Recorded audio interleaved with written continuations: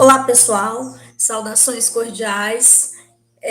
Nós ainda não nos conhecemos. Eu sou a professora Rosimeire Barbosa. Vou trabalhar com vocês durante esse período da disciplina de administração pública. Eu sou formada em administração e tenho mestrado em educação. Faço parte do quadro de docentes do Instituto Federal do Norte de Minas Gerais, campus Pirapora, né? Então, assim, eu componho o quadro dos docentes do eixo de gestão e negócios dessa unidade, né, do nosso instituto. Bem, gente, a disciplina de administração pública, ela tem uma carga horária de 60 horas, né? Essa disciplina, toda disciplina, gente, toda disciplina que pertence a um curso, né, ela é importante. Mas a disciplina de administração pública, eu penso que seja uma das mais importantes para vocês, considerando que vocês estão fazendo um bacharelado em administração pública, né? Então, essa disciplina, ela é um pouco um coração, né? Um pedaço do coração do curso de vocês. Então, a gente já orienta para que vocês estudem com muita dedicação, que vocês possam debruçar sobre os conteúdos, né, que a gente vai apresentar. A ementa é uma ementa bem complexa e completa, né? Fala desde a instituição do Estado, a criação do Estado, a evolução da administração pública, né? Todo o processo de mudança que a administração pública sofreu enquanto ciência e enquanto forma de conduzir o Estado. De acordo com a sociedade vai avançando, vai evoluindo, vai revendo os seus conceitos, isso vai impactando de maneira direta ou indireta também na maneira dos governantes conduzirem o Estado, né, e os entes federativos. Então, por isso, essa emenda tem essa complexidade. E, especificamente, na disciplina de administração pública, nós teremos 4 fóruns, né, um fórum a cada semana. Eu procurei trazer no fórum pontos que eu considero bastante assim, importantes para vocês estarem aprofundando, para poder melhor entender essa evolução da administração pública. A atividade prática, vocês já sabem, vocês já fizeram em outras disciplinas. A atividade prática, ela está relacionada ao seminário que vocês vão produzir, né? A disciplina, ela tem um livro didático específico, mas eu acrescentei um livro extra, que também leva o mesmo nome do livro didático, né? As teorias da administração, só que com um autor diferente. Esse livro eu estou indicando, esse livro extra eu estou indicando para que vocês possam preparar o seminário de vocês, um capítulo dele para cada equipe, e a atividade prática que antecede o seminário, eu vou pedir exatamente para que cada equipe faça o resumo do seu capítulo, né? É uma forma de vocês começarem a imergir no contexto do tema, né, que vocês vão apresentar. Fora isso, vocês têm também uma atividade de aprendizagem, né? Ela vale 10 pontos, ela deve ser entregue até o dia 17 de abril. Eu recomendo que vocês comecem o quanto antes a preparar essa atividade, visto que a atividade prática, eu estou pedindo que a atividade de aprendizagem, eu estou pedindo que vocês façam a resenha do livro, né? Então, assim, como o livro não é pequeno, então eu sugiro que vocês não deixem para a última hora, para evitar problemas de atraso, problemas de não conseguir entregar, né? Mas por que você está pedindo uma resenha? Eu estou pedindo uma resenha porque, como eu disse, eu considero a disciplina de administração pública uma das mais importantes do curso de vocês, por isso eu preciso que vocês, de fato, tenham um domínio do conteúdo do livro didático, né? Então, assim, e uma das formas de ajudar vocês a aprofundar nesse livro é exatamente estudando esse livro. Por isso, aí, o pedido da resenha. O seminário, vocês já entenderam que o seminário, ele comporta pequenas atividades, né? Para além da apresentação dele em si, né? Então, assim, eu já disse que a atividade prática de vocês relacionada ao seminário vai ser o resumo, que vocês têm que postar na plataforma até o dia 28 de março. E também a apresentação dele está prevista para os dias 29 e 30. O tutor de vocês deve especificar exatamente a data, né? Se não, devido a esse cenário de Covid, se não for possível apresentar presencialmente, o tutor vai criar um link, né, uma aula no Google Meet para reuni-los e assim vocês poderem apresentar. Eu recomendo que vocês tenham muita atenção à apresentação do próprio seminário, do seminário das outras equipes, porque isso vai ajudá-los a realizar as atividades, né, os fóruns, a própria avaliação de vocês, né? Vocês precisam entregar o resumo, né, referente ao seminário, mas precisam entregar também os slides que as equipes de vocês vão preparar para poder apresentar os seminários e o relatório. Então, assim, vejam direitinho a forma como vão apresentar os seminários, organizem as equipes com muito cuidado, dividam o conteúdo entre vocês para que, preferencialmente, todos possam apresentar esse seminário, não deixe por conta de um ou dois colegas apresentar, né? Preparem bem os slides, tudo que vocês quiserem falar, coloque nos slides, não fique com um papelzinho na mão lendo, né, enquanto estiverem apresentando, que o material de apoio de vocês seja slide. Vocês aqui não estão me vendo com um papelzinho na mão. Meu material de apoio é o slide. Então, eu recomendo que vocês façam a mesma coisa em seus seminários, postem esses seminários, todos os membros da equipe devem postar o resumo, que é a atividade prática, todos os membros da equipe precisam postar os slides, precisam postar os relatórios referentes aos slides, né? Eu estou orientando, né? No AVA vocês vão encontrar uma espécie de roteiro que eu fiz para poder orientá-los na produção desses materiais. E vocês, como sabem, vocês vão fazer a avaliação online, né? Que vale 20 pontos, está previsto para o mês de maio. Avaliação presencial, que vale 30 pontos, previsto também para o mês de maio.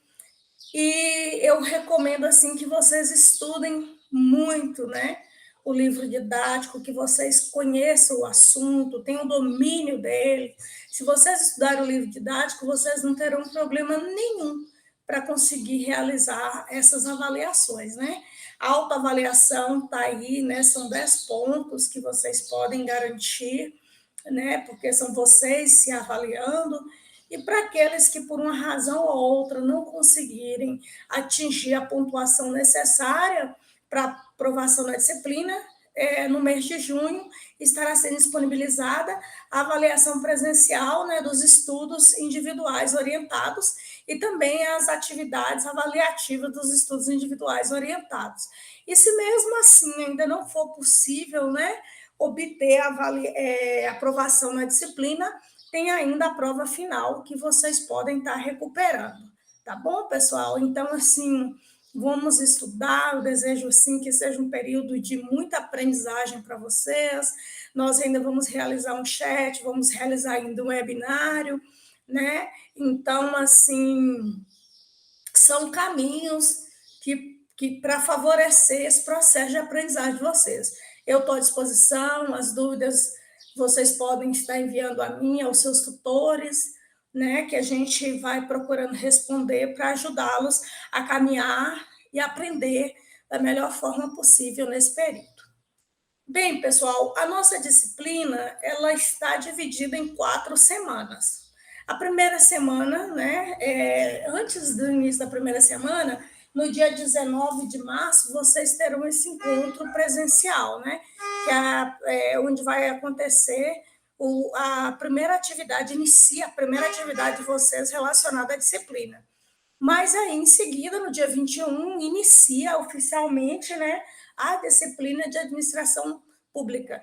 E a primeira semana vai exatamente de 21 a 27 de março. Nesse período, vocês vão entender melhor a constituição do Estado, do governo, da sociedade, né, as práticas, né, do Estado e a evolução da administração pública brasileira, como ela evoluiu, né, e entra aí o patrimonialismo, a burocracia, o gerencialismo, tá bom? Agora eu deixo bem claro o seguinte: os fóruns não esgotam em si, as atividades de aprendizagem, atividades práticas não esgotam em si, os seminários não esgotam em si, as videoaulas não são suficientes para dizer que cada atividade sozinha e isolada ela não é suficiente. Esse conjunto de atividades é um conjunto de estratégia para que vocês possam estar aprendendo. Então, o fato de vocês responderem fórum não isenta de estudar o livro didático. O fato de vocês estudar o livro didático não isenta de responder à atividade de aprendizagem. Tudo são instrumentos para ajudá-los a entender melhor, né, a disciplina e contribuir com o processo de aprendizagem de vocês, tá bom?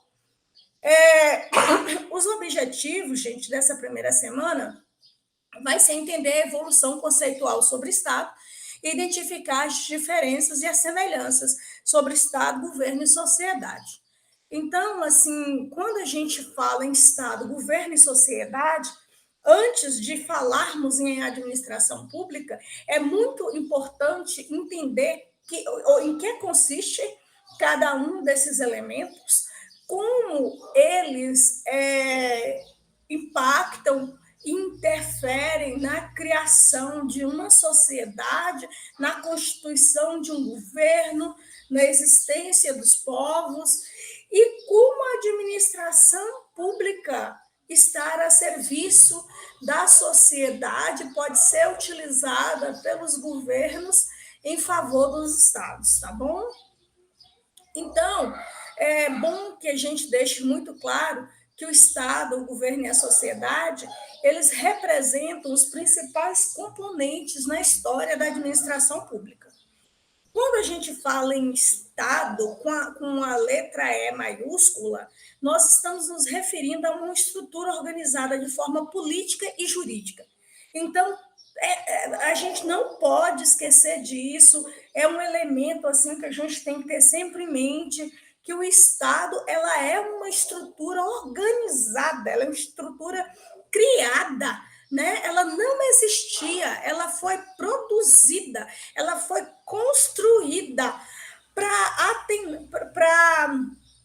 atender aos interesses sociais, políticos, e ela é sustentada pelo direito, né? Então, assim, o que ajuda, o que faz que o Estado continue existindo? O que faz que um Estado não invada o outro Estado? O que faz com que o presidente não queira interferir, dar ordens no Estado, o Estado não queira dar ordem no município, o município não queira dar ordem na União? O direito, né? O direito é quem vai garantir que seja cumprido, né? Que seja exercido, né? O poder político dentro dos espaços geográficos previamente definidos. Então, assim, eu devo lembrar a vocês que o Estado é uma criação artificial do homem, já que esse homem, desde que nasce, é submetido à proteção do Estado. Isso mesmo contra a sua vontade. E por que, gente, o homem criou o Estado? O homem criou o Estado porque nós somos selvagens. Passa a dar bom dia, não respondeu, que nojo, não sei o quê, depois dessa, dava uns tapas, não sei o que lá mesmo. Por que não respondeu o meu bom dia? Amanheceu, caiu uma folhinha do vizinho dentro do seu quintal, você já quer ir lá tacar fogo na casa do vizinho. Então, assim, né, uma briguinha de trânsito, o carro bateu no fundo, o outro já quer sacar uma arma e dar um tiro. Então, assim, existe um selvagem em nós, existe um selvagem em mim, existe um selvagem em vocês. Então, assim, se o homem ficasse à mercê do próprio homem, era perigoso nós não existirmos mais. Nós já teríamos extinguidos, né, sido extintos por causa da nossa violência, selvageria e brutalidade. Então, por causa disso, houve-se um acordo, né? Foi criado o Estado para proteger o homem. Proteger de quem? Do próprio homem. Proteger do próprio homem. Estado, vamos criar o Estado, vamos manter o Estado. E a gente mantém o Estado como? Através dos nossos impostos. E, em contrapartida, o que o Estado tem que fazer? Tem que nos prestar serviços. Que tipo de serviços? Aqueles que constitucionalmente foram definidos como essenciais à sociedade: educação, saúde, segurança, habitação, saneamento, lazer, assistência social, esportes, né?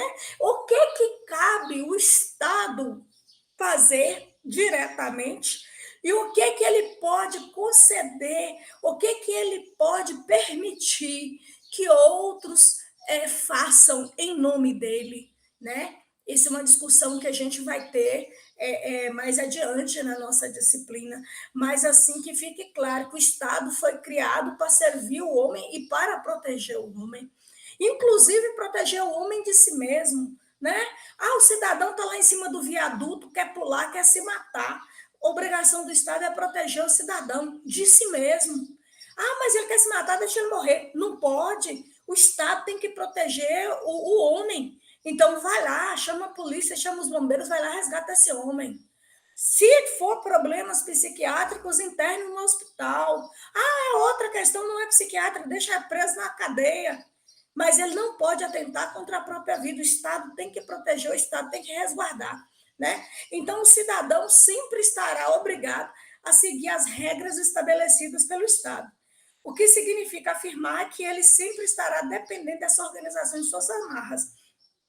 E aí vem aquela célebre frase que diz: a liberdade de cada um termina onde começa a liberdade do outro. Vou construir uma casa bem grande para mim aqui, e aí sua janela ultrapassa o muro e ela, quando ela abre a borda, a beira e a eira da sua casa, está dentro do muro do vizinho. Não pode, você ultrapassou o limite.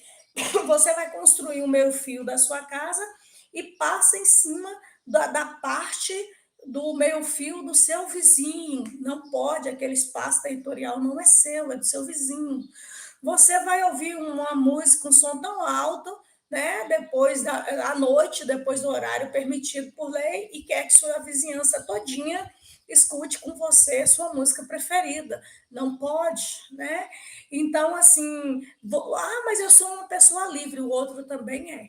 Então, quando as nossas liberdades se encontram, para que não haja um conflito, ou quando há esse conflito, aí o Estado tem que resolver, né? Para isso aí tem promotoria, tem os fóruns, tem os policiais, né? Tem as polícias, melhor dizendo. Então, para quê? Para poder, tem os tribunais, né? Quando for o caso. Eu tinha uma fazenda, invadiram minha fazenda. Como assim? Você tem os documentos que provam que a fazenda é sua? Assim, então, né? Tem que ver o que fazer para poder você ter de volta a sua fazenda. Então, essa liberdade, você é uma pessoa livre, mas a sua liberdade ela é condicionada pelo regimento, pela legislação do nosso Estado, porque se não for assim, a sua liberdade vai invadir a liberdade do outro, né?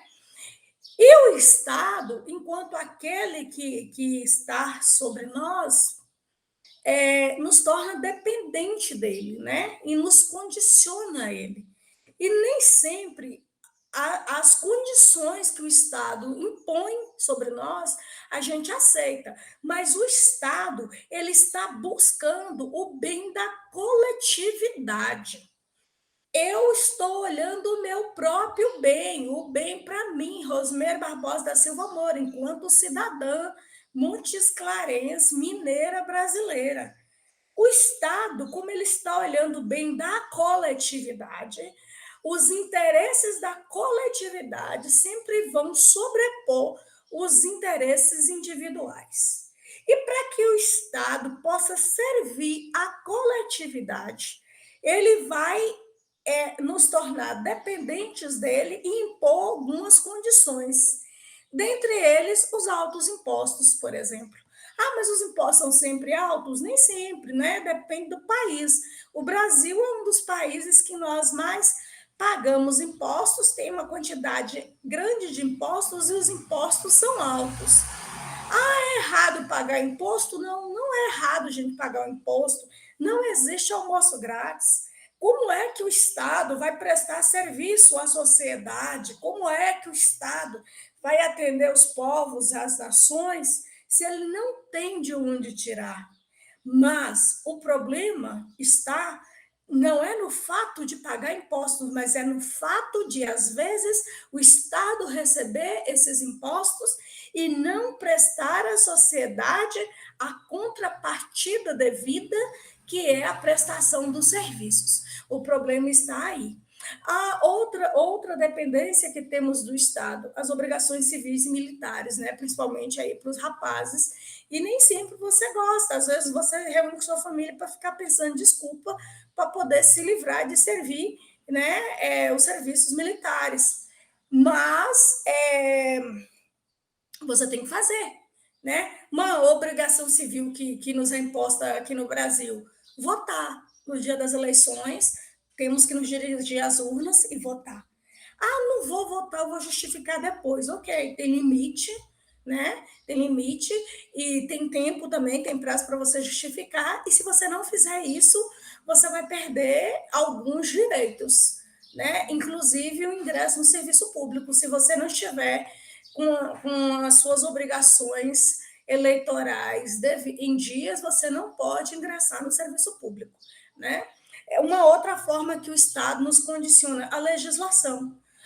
O semáforo está vermelho, ultrapassou correndo, estacionou no lugar errado, você vai ser multado, né? Então, é esse poder coercitivo que o Estado tem que nos obriga, enquanto cidadãos, a andarmos na linha.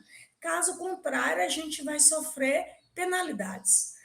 E recentemente, né, e infelizmente, a gente passou aí por quase 2 anos de pandemia e vocês viram muitos cidadãos querendo fazer festa ou fazendo festa, a polícia indo lá e desmantelando a festa deles, multando os organizadores, né, que é exatamente o Estado protegendo o homem de si mesmo. Então, o Estado se impôs, né, nessas condições, o Estado se impôs.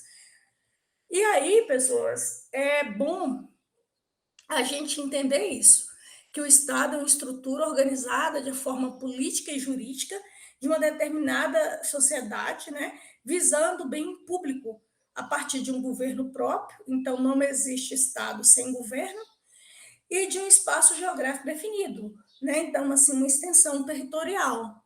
Sem esse também, o Estado não existe.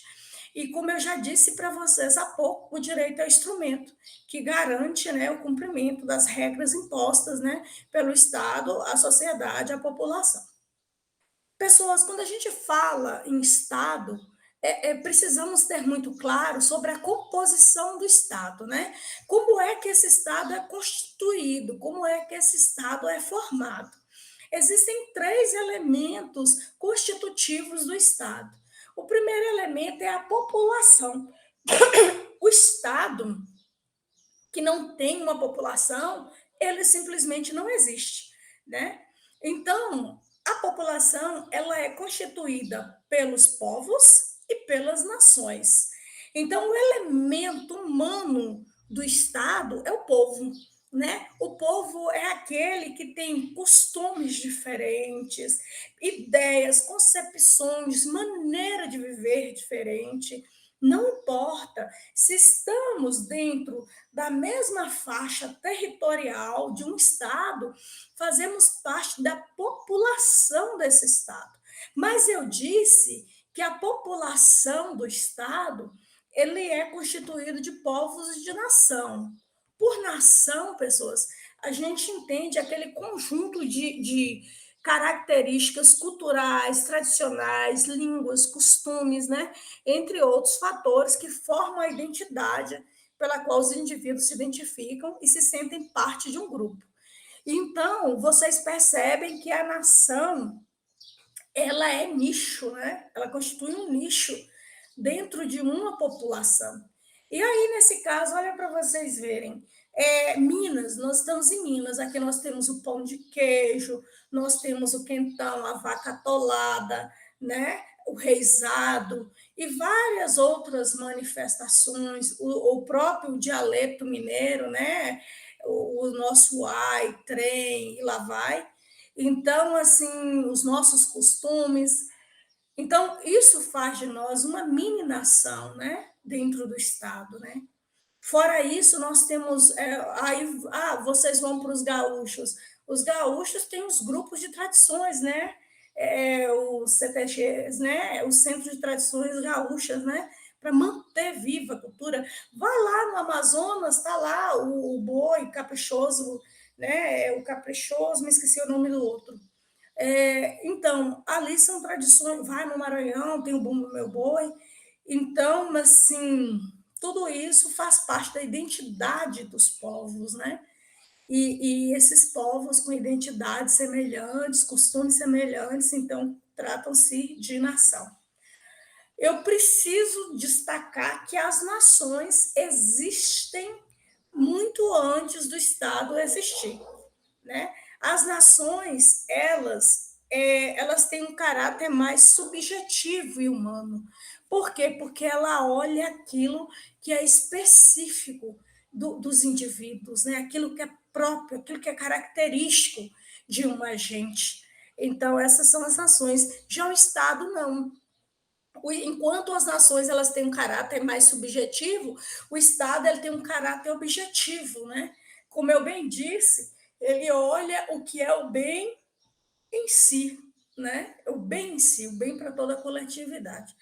Então, nós podemos afirmar com esta fala que o Estado pode ser formado por diversas nações, né? Assim como a nação pode estar dividida em diversos estados. Se vocês pegam os povos indígenas, vocês vão ver que tem tribos espalhados em diversos estados dentro do país e em outros estados, com letra maiúscula, né?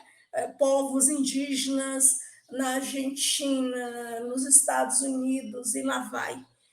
Então, assim, por isso que a gente diz que as nações podem estar divididas em diversos estados. Um outro elemento constitutivo do Estado, gente, é o território, né? O território, sem território não haverá Estado. Então, assim, qual é a extensão, né? Qual é a faixa de terra que pertence ao Estado brasileiro, né? Que o governo brasileiro tem domínio, tem controle sobre ele. E, como eu disse, que sem território não há Estado, existem muitos povos no mundo, ainda hoje, no século XXI, que não são Estado por falta de território, né? Os curdos mesmo, né?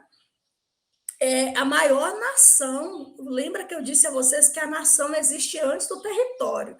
Eu acabei de dizer isso para vocês.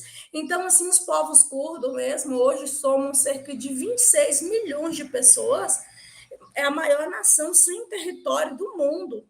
Né? Os povos palestinos também é constituído por 7 milhões de pessoas, e, né, estão lá naquela região do Oriente Médio, mas também até hoje não conseguiram se tornar Estado, exatamente pela ausência de território. E o outro elemento que constitui um Estado, gente, é exatamente um governo independente dos demais Estados, né? Então, aqui, quando a gente fala em governo, a gente está falando do conjunto de pessoas que exerce o poder político e que determina a orientação política de uma determinada sociedade. No caso do Brasil, o Bolsonaro tem sua equipe, formada pelos ministérios, né, que tem seus ministros, e pelos secretários. Então, esse é o governo brasileiro, né? Então, nós temos um governo independente dos demais estados. Não precisa o governo americano, não precisa o governo alemão vir nos dar ordem. Nós temos o nosso próprio governo. Não precisa eles virem exercer os seus atos de política aqui dentro do nosso estado. Nós temos nosso próprio governo, né? Mas é comum também a gente ouvir a expressão os governantes, os governados, né? Então, assim, só aproveitando para esclarecer, quando a gente ouvir né? Os governantes se entendem, então, pelo conjunto de pessoas que governam o Estado. Então, os governantes, né? E os governados? Os governados somos nós. Já são as pessoas que estão submetidas, né, ao poder de um governo na esfera estatal. Pessoal, nós não podemos confundir governo com Estado. O governo é um ser elevado ao poder político. No nosso caso, né, o Brasil, que a gente vive em uma democracia, a forma como o governo foi conduzido ao poder foi através das eleições livres. Cada um de nós nos dirigimos às urnas e lá fizemos a nossa escolha e dessa forma nós ajudamos a constituir o governo do nosso Estado. Né? Esse governo ele atua por 4 anos e poderá ser reconduzido ao poder ou não, conforme assegura a nossa Constituição. O Estado não. O Estado ele permanece inalterado, né, perante os sucessivos governos. O Brasil teve aí monarquia, o Brasil teve aí os governos ditatoriais, né? A partir de 85, com o movimento direta já, o Brasil entrou na democracia, teve Collor, teve Fernando Henrique, Itamar Franco, José Sarney, né? Lula, Dilma, Bolsonaro, o Estado permanece o mesmo. Então, o governo ele é transitório, o Estado ele é permanente, né? Então que isso fique muito claro para nós, né? Cabe aos governos, a partir de uma outorga política para o comando, tomar as iniciativas e fixar os objetivos do Estado, né? Bem como manter a ordem jurídica vigente, existente. Né? Então, assim, no governo estão as responsabilidades políticas das decisões a serem executadas pela administração pública. A administração pública, o papel dela é tornar concreto a política do Estado, né? A política do Estado. Então, assim, a administração pública ela não pratica atos de governo, ela pratica atos de execução. Então, o que cabe à administração? A administração pública ela é formada por escolas, hospitais, ela tem que prover saúde, ela tem que prover educação, ela tem que prover assistência social, ela tem que prover saneamento básico, né? Então, como é que os governos vão fazer para que esses serviços sejam ofertados à sociedade? Então, o governo pensa a forma como vai fazer para ofertar o serviço e a administração pública coloca em prática para que essa oferta de serviço chegue até nós. E aí é importante também a gente esclarecer um outro elemento, que quando a gente fala que o governo tem a outorga, né, a político, né, ou seja, ele tem autoridade política, né, ele tem voz de comando para poder tomar as iniciativas, né, e conduzir o Estado. Existe 2 tipos de política que a gente precisa ter muito clara, né, que são as políticas de Estado e a política de governo. Quando a gente fala, gente, em políticas de Estado, são aquelas que são estabelecidas por força de lei, né? Os poderes executivos e legislativos conseguiram criar leis. Por exemplo, no Brasil existe que toda criança, a partir dos 6 anos, frequente a escola, tem que estar na escola. Isso é uma política de Estado. Então, isso obriga o governo, seja a Dilma, seja a Lula, seja Bolsonaro, seja o Ciro, seja lá quem for, a criar condições para que, a partir dos 6 anos, nenhuma criança brasileira esteja fora da escola. A criança mora lá numa tribo, no interior do Amazonas, para chegar lá tem que ser de barco, e quando tem enchente, ninguém vai. É um problema logístico que o governo vai ter que resolver, né?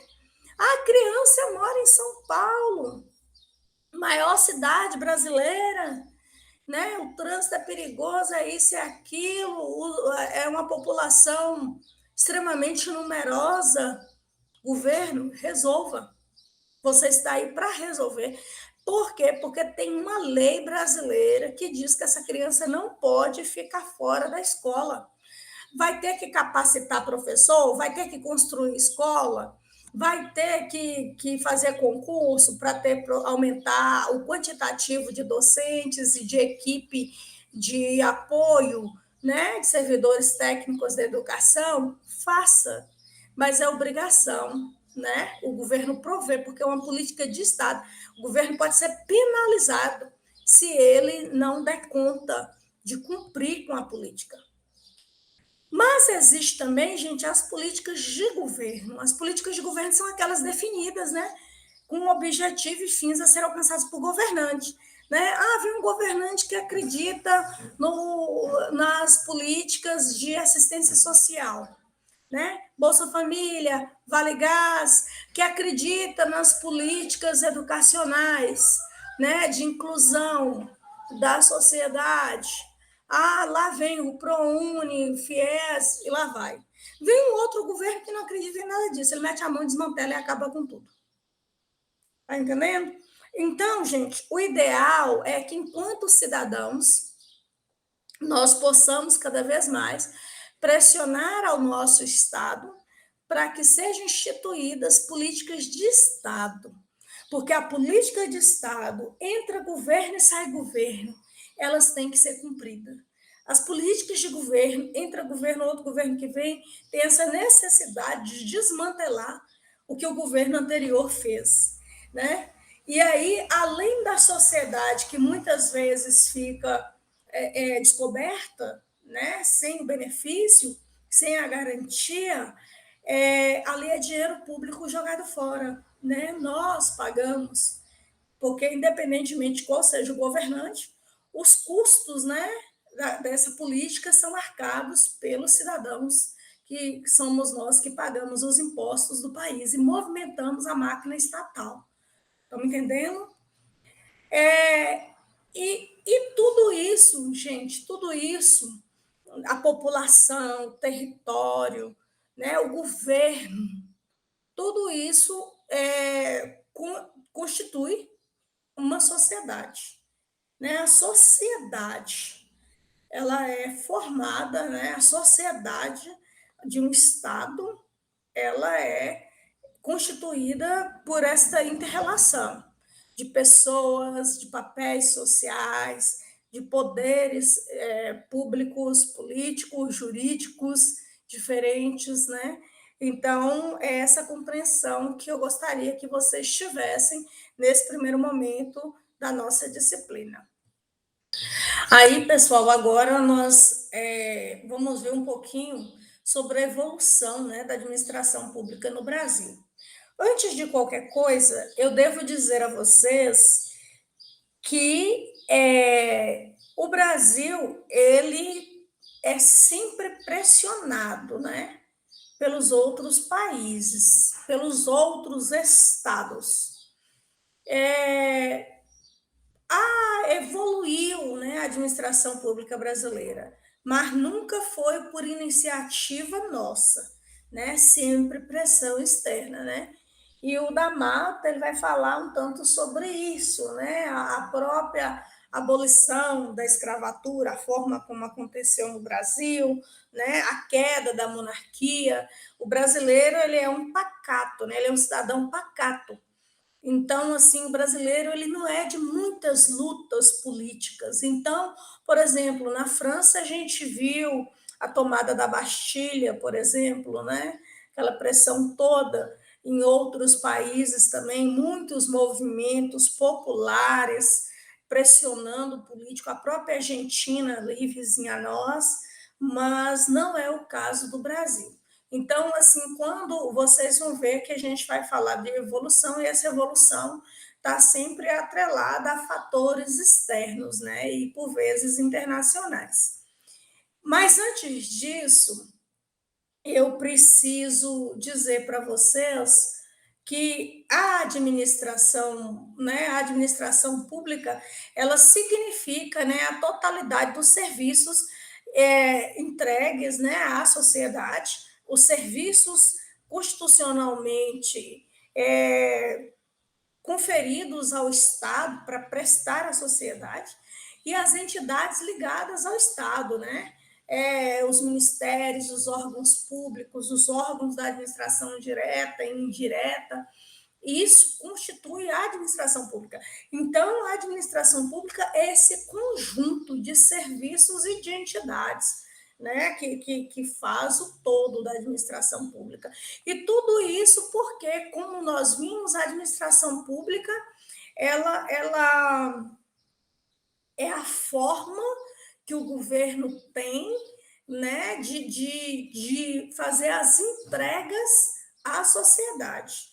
Então, é a maneira do Estado poder satisfazer o bem comum, né, dos indivíduos, o bem da coletividade que está sobre o seu domínio, seja na esfera municipal, estadual ou federal, né? Então, assim, a administração pública, ela tem esse papel.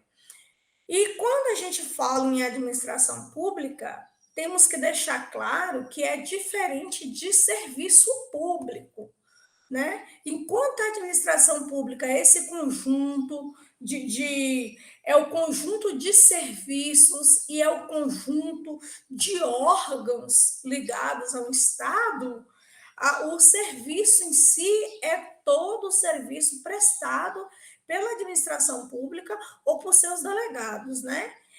Quando a gente fala em delegados, como eu disse mais à frente na disciplina, a gente vai ver a forma que a administração pública tem de servir a sociedade. E a esses nós chamamos de delegados, né? Sobre normas e controles estatais, mas que estão a serviço da coletividade. E para se tratar da evolução da administração pública, a gente esclarece que uma coisa é a administração pública e outra coisa é a atividade administrativa.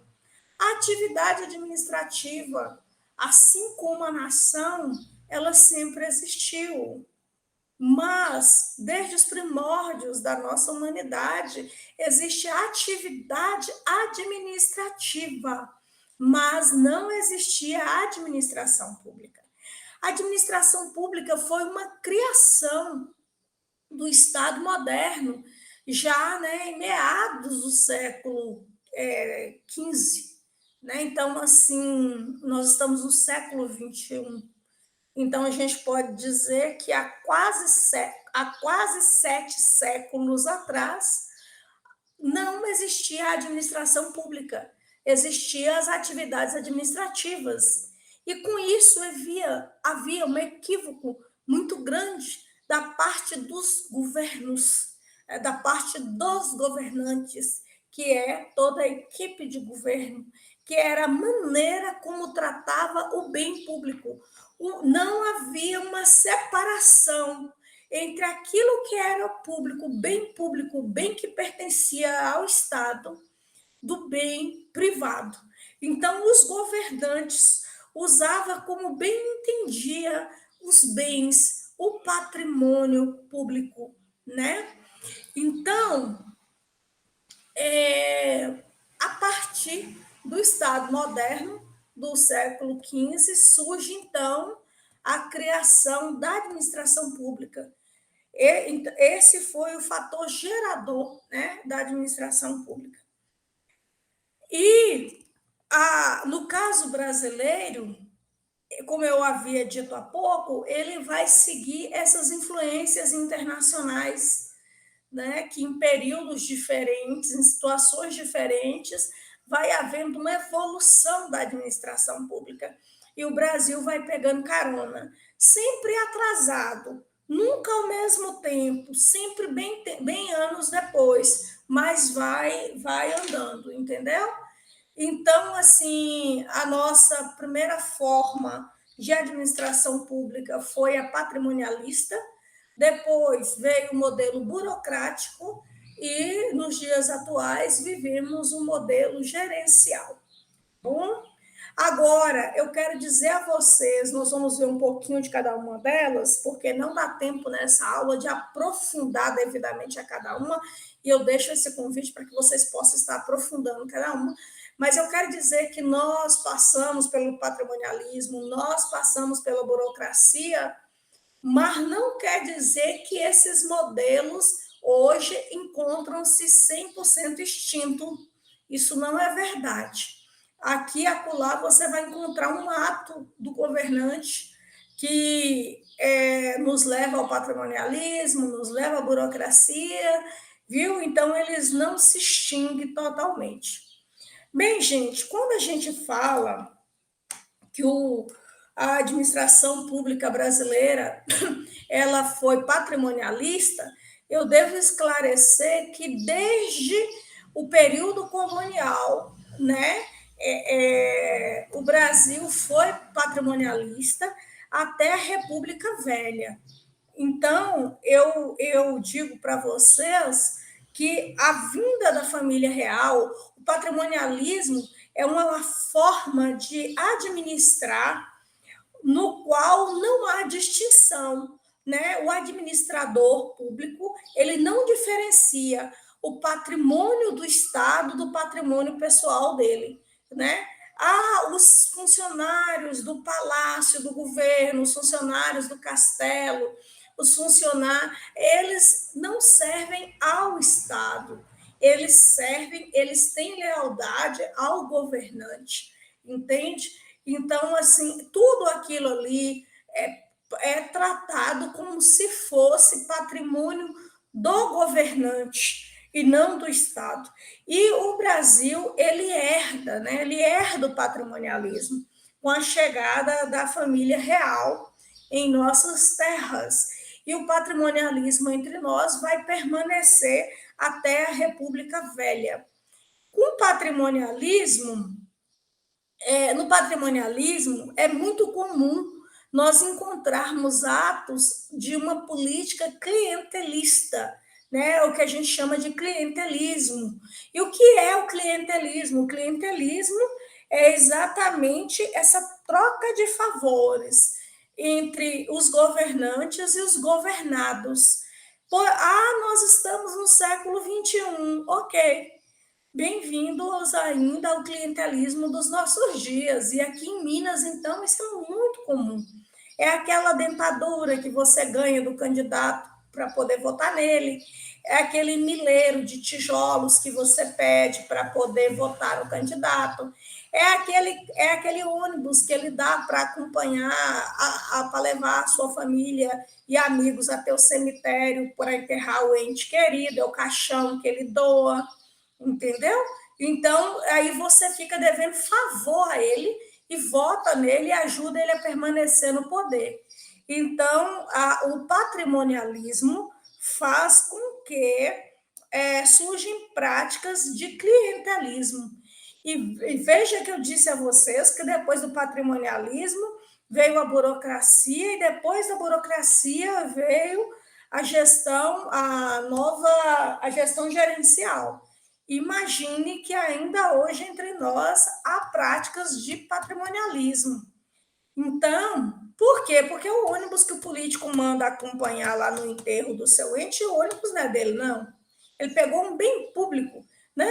É que no popular a gente fala assim, ó, tá rindo com os dentes alheios, né? Ele pega o recurso público para poder comprar votos, através da troca de favores.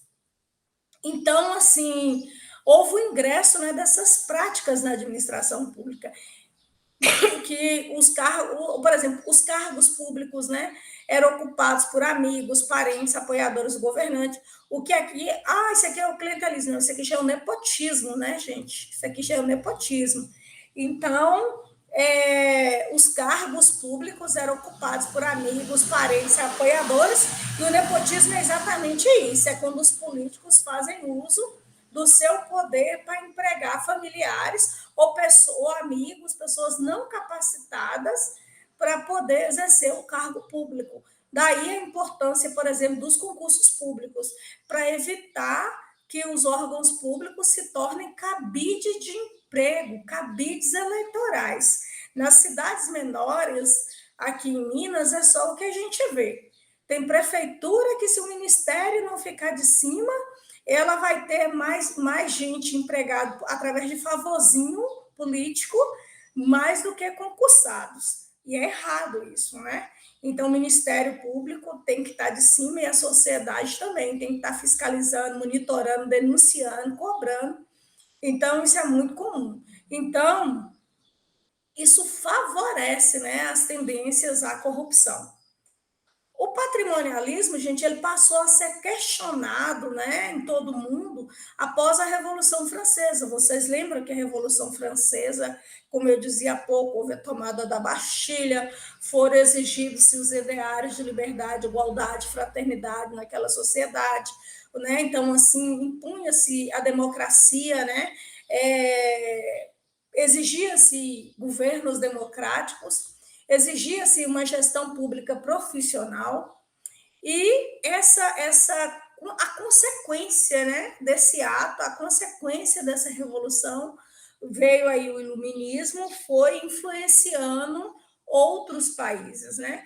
Somando-se à Revolução Francesa, há também, num período próximo, o fortalecimento do capitalismo, né, que defendia exatamente essa distinção entre mercado, sociedade e Estado, né? Dentre esses contextos, então ficou muito difícil permanecer com o patrimonialismo.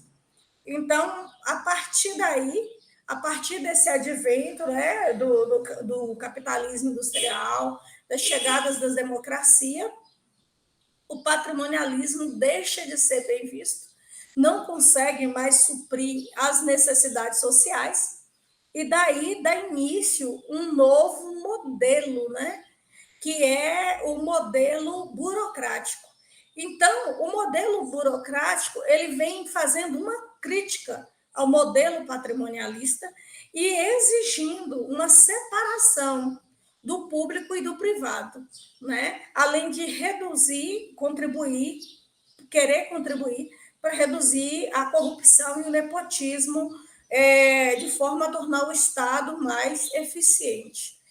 E aí, quando a gente fala de modelo burocrático, algumas questões, quando eu digo algumas questões, algumas características, né, da administração burocrática, é exatamente porque eu não estou abordando todas as questões, né, gente? E vocês têm muito ainda que estudar sobre esses modelos, né, não só na minha disciplina, mas ao longo do curso. Mas uma das características do modelo burocrático é exatamente essa separação da esfera de vida pessoal, familiar e privada, né, inerente ao trabalho, em contraposição às sociedades tradicionais, em que o familiar se confundia com o trabalho, tendo em vista o cunho pessoal das relações sociais. Eu acabei de dizer a vocês que havia uma lealdade dos funcionários, né, aquela família que estava no poder, a maneira de servir, os bens colocados à disposição, e agora há uma separação, né, entre o público e o privado. E uma das formas de ajudar a criar essa separação é a criação do princípio da impessoalidade, né? E essa impessoalidade na administração pública, ela é trazida exatamente a partir da elaboração das leis, dos decretos, né, das portarias. Então, a Rosimeire é servidora pública, mas ela é muito próxima do gestor público, então ela vai ganhar um ajuste salarial. Ela vai ter 40 dias de férias. Não, não é isso. O que manda a lei? O que manda o regulamento da carreira dos servidores públicos, né? Quantos dias de férias eu tenho direito? Qual o salário? Quais as condições para que eu possa progredir na carreira, né? Então, assim, isso deixa de ser pessoal, agora se torna um ato impessoal. Hoje, ainda na administração pública, né? Sai o decreto, aí vocês vão lá e ver, assinado, presidente da República, ministro da Saúde, né? Então, assim, é o cargo que assina, né? Quem atua aí na administração pública faz um ofício, vou fazer um ofício para o procurador federal, junto ao Instituto Federal do Norte de Minas Gerais. Eu não preciso citar o nome dele, eu vou citar o cargo, né? Lá, quando eu coloco o despacho para procurador federal junto ao Instituto Federal do Norte de Minas Gerais. Então, torna-se impessoal as relações. Existe também agora uma hierarquia bem definida, né? A burocracia, ela traz o organograma com distribuição muito claro das funções, dos cargos, o que compete a cada um. Então, é uma forma também de ajudar a profissionalizar essa gestão. E, como eu bem dizia, essa distinção do recurso público e do recurso privado. Né? O funcionário não é o dono dos recursos inerentes para o exercício das suas atribuições, né? Pois esse pertence ao Estado. Então, a sala que eu trabalho no Instituto, o data show que eu uso, eu vou fazer um cursinho para o grupo de igreja que eu pertenço lá na minha comunidade, vou pegar o data show do Instituto, levar, porque o prédio vai estar fechado, né, para projetar meus slides. Na segunda-feira eu trago, não tem aula na segunda não, acabei de me lembrar, minhas aulas começam na terça. Não, isso não pode, aquele bem não é meu, né, aquele bem pertence ao Estado. Eu estou indo visitar o nosso campus lá de Araçuaí, eu vou no carro oficial, vou aproveitar, levar meu marido comigo e minha sobrinha, ela adora viajar. Você vai no carro oficial, Rosmeiro? Vai, não pode. Não pode sair dando carona no carro oficial, né? Aí eu vou me mudar, eu vou pegar o carro para transportar minha mudança, o carro aqui do Instituto, transportar minha mudança. Não, não vai. Mudança é sua, né? Mudança é sua. Não, você quis mudar de lugar, né? Não é uma mudança por interesse da administração. Então, o carro oficial não vai fazer sua mudança, né? Mas aí, no final de semana, esse carro do estudo vai ficar parado aqui no pátio. Eu vou levar, porque eu quero jantar nesse final de semana com minha família, vou receber uns amigos, é bom que já ajuda, não precisa nem estar chamando Uber. Vou usar o carro. Não, não pode, porque o carro é da instituição, ele não é seu, então você não pode estar usando o recurso público, o bem público, né, para poder estar satisfazendo necessidades pessoais suas, né? Então, aqui a criação de cargos públicos, né, e não privativos dos seus ocupantes, não podendo, portanto, ser vendidos, herdados ou concedidos. O governante está no poder, faleceu, novas eleições, né? Então, assim, e a gente vê muito, né? Por exemplo, o Bolsonaro é o presidente, mas ali vai os filhos dele, né? Os filhos dele da ordem, os filhos dele que querem participar de reunião que não são convidados, viagens internacionais, os filhos estão junto, ex-mulher é levado para Brasília, mora numa casa alugada muito acima, com valor muito acima do que ela ganha. Então, assim, a gente vai vendo que o patrimonialismo ainda com tudo isso que a burocracia trouxe, impôs à administração pública, mas existem ainda traços, né, do patrimonialismo. E nas prefeituras aí de suas cidades, então, acredito que vocês vêem muitas coisas, né? O ingresso para os cargos de carreira na administração pública é realizada via concurso público, né, por meio do mérito. Então, já não é mais favores políticos, né, mas a forma de preencher. E a nossa Constituição de 85, ela é muito clara, né, sobre as formas de ingresso no serviço público. Então, assim, gente, o modelo burocrático, ele trouxe diversas contribuições, né, para para a administração pública brasileira. Volto a dizer, Brasil não foi o único, pelo contrário, isso aqui é herdado de outros países, de outras realidades, mas eu estou falando da contribuição, né, que o modelo trouxe para o nosso país. E os traços assim da administração burocrática já existem, né, já estão presentes na administração pública brasileira desde a década de 30, né, tendo sido adotado como uma alternativa importante ao patrimonialismo. Acerca dessa criação de cargos e do concurso como forma de ingresso na gestão pública, o governo do Getúlio Vargas, vocês vão ver, né, mais à frente, que ele quis dar uma contribuição nesse sentido, criando o Departamento Administrativo do Serviço Público, o DASP, né, que foi um momento importante para o Brasil, que foi exatamente uma tentativa de tornar, de profissionalizar a forma de ingresso e permanência, né, nos cargos públicos, mas vocês vão ver que ele enfrentou muitas resistências, né, dos políticos da sua época, que tinha esses cargos públicos como moeda de troca.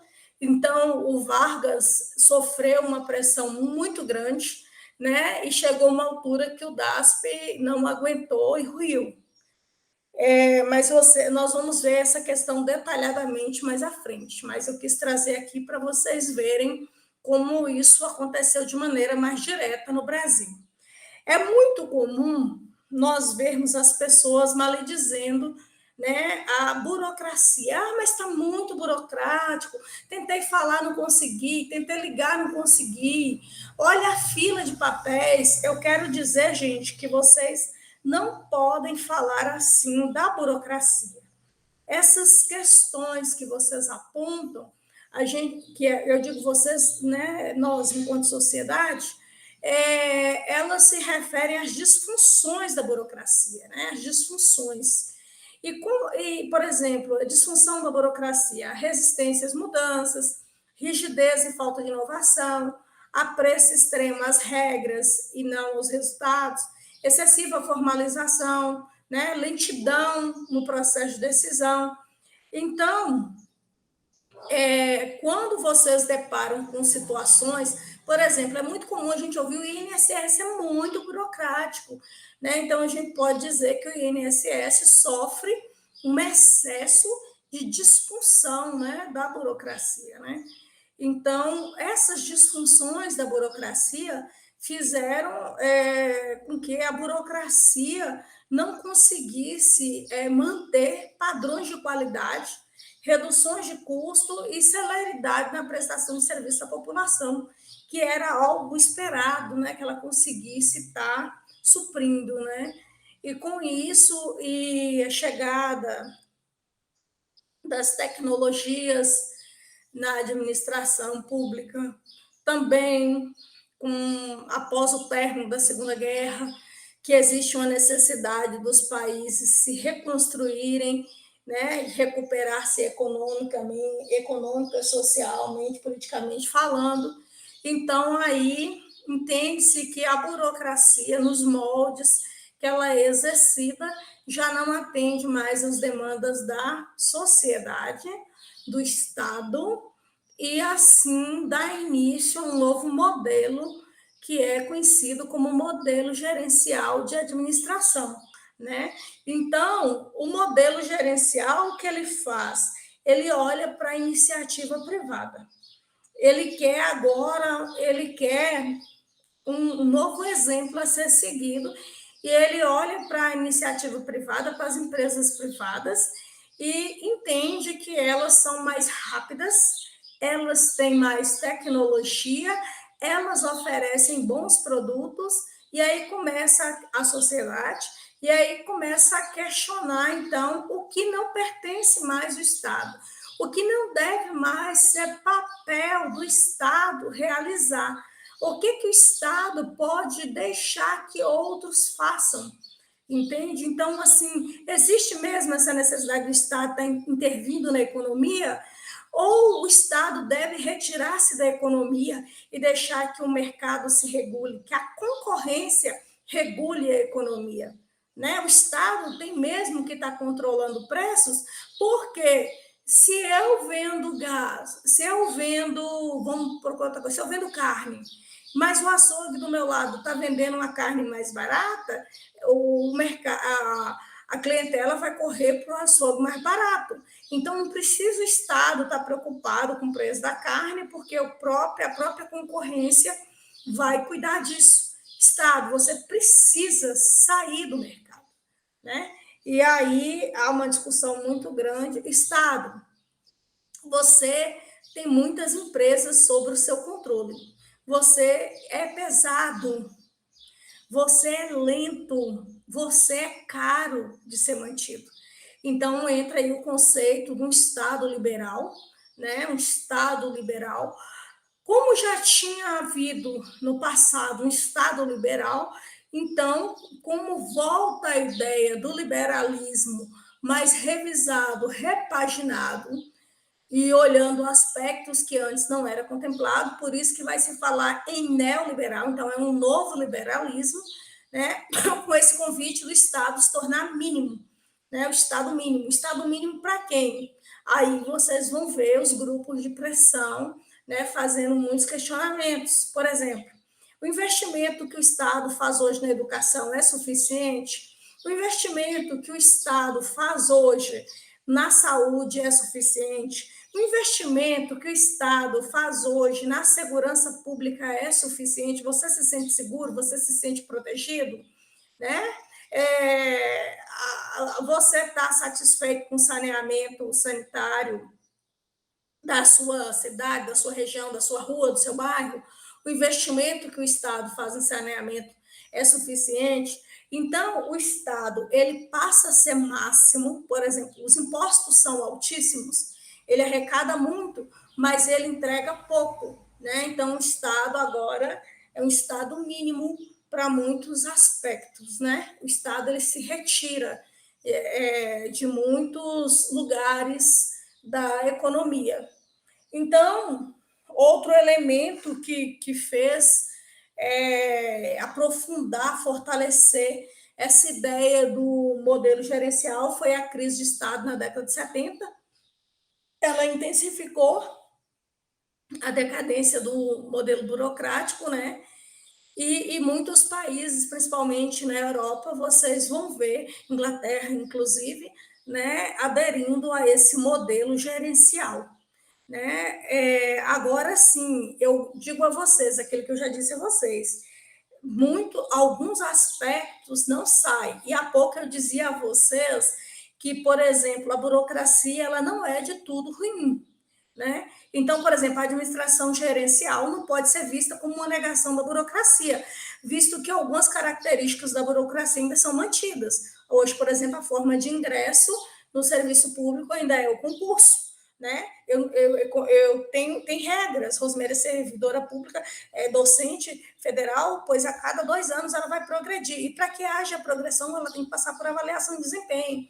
E tem critérios a ser observado para ver se eu faço jus às condições para essa progressão acontecer. Vocês estão entendendo? Então, isso é uma herança do modelo burocrático. E não é ruim, viu, gente? Não é ruim.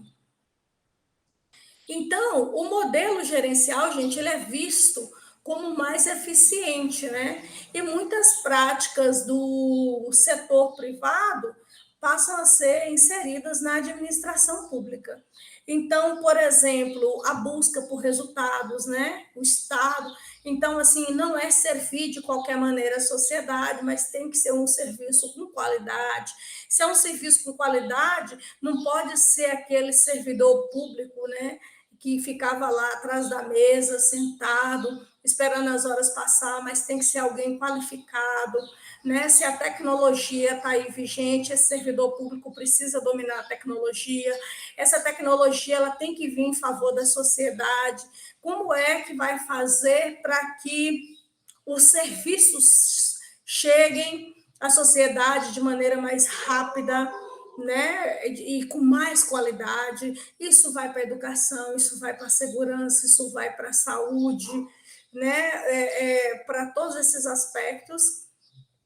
Vem a questão da responsabilidade do gestor, né, o accountability, né? Então, assim, o gestor não pode mais pegar o recurso público e gastar de maneira desordenada, como acontecia, e vocês mais adiante no curso, não na minha disciplina, mas no curso, vocês vão ver a lei do orçamento, a lei de responsabilidade fiscal, por exemplo, né? Existe um limite, existe um teto de gasto, né? Que os gestores públicos precisam obedecer. Eles não podem simplesmente endividar o município, o estado, né, o país. Eles não podem simplesmente endividar a máquina pública, sucatear a máquina pública, né? Eles precisam tomar decisões e se responsabilizar por essas decisões e prestar conta por essas decisões, né? Aí é comum, por exemplo, vocês estarem tá construindo um hospital, vocês passam, tem um outdoor lá de frente à obra, nessa obra tem tanto de recurso da União, tanto de recurso do Estado, né? Então, que isso é o princípio da transparência, mas também é apontando para esse sinal do gerencialismo, que é essa prestação de conta, né? E vocês vão ver que vão surgir os grupos, né? Os grupos de pressão, a sociedade é muito mais atenta. Hoje existem vários grupos de pressão, né? Questões raciais, questões de inclusão, né? Vários grupos que estão atentos, vários grupos de controle que acompanham os atos de governo e vão pressionando, né? Seus deputados, seus senadores, aqueles que eles ajudaram a eleger, seus vereadores, para que possa prestar o serviço com a qualidade que se espera. Então, há mais orientação para o cidadão, há essa participação social maior, uma maior transparência e eficiência. Eu não quero dizer com isso que que o nosso Estado está maravilhoso, longe, mas muito longe disso, viu, pessoas? É só para vocês entenderem o que é característica de cada um e como foi que chegamos aqui, tá bom? Quando a gente fala das reformas da administração pública, e delas nós vamos falar um pouco mais na próxima unidade, na segunda semana, né, nos anos 90, a reforma do Estado se torna um tema central, né, em todo o mundo, e no Brasil vem aí o governo do Fernando Henrique, que, impulsionado pelo modelo gerencial, vocês vão ver que ele inicia a reforma do Estado a partir de 95, né? E o país passa por uma forte crise, o país que estava vindo, né, de uma forte crise econômica, que tinha iniciado nos anos 80 e agravado nos anos 90. E aí a gente vai falar um pouco mais sobre essa reforma da administração brasileira na nossa próxima unidade, tá bom? Eu espero que vocês tenham entendido o link, né, a trajetória, o percurso que aconteceu para chegarmos aqui, mas toda e qualquer dúvida a gente está à disposição. Estudem, leiam, né? Identifique a maneira como você aprende, o que te ajuda a aprender com mais facilidade. É o assistindo vídeo aula, assistindo vídeo no YouTube acerca do assunto, é lendo, entendeu? Descubra e invista na forma que mais te ajuda a aprender. Bons estudos para todos vocês, prazer enorme mais uma vez estar com vocês. Em breve vamos nos encontrar. Abraços!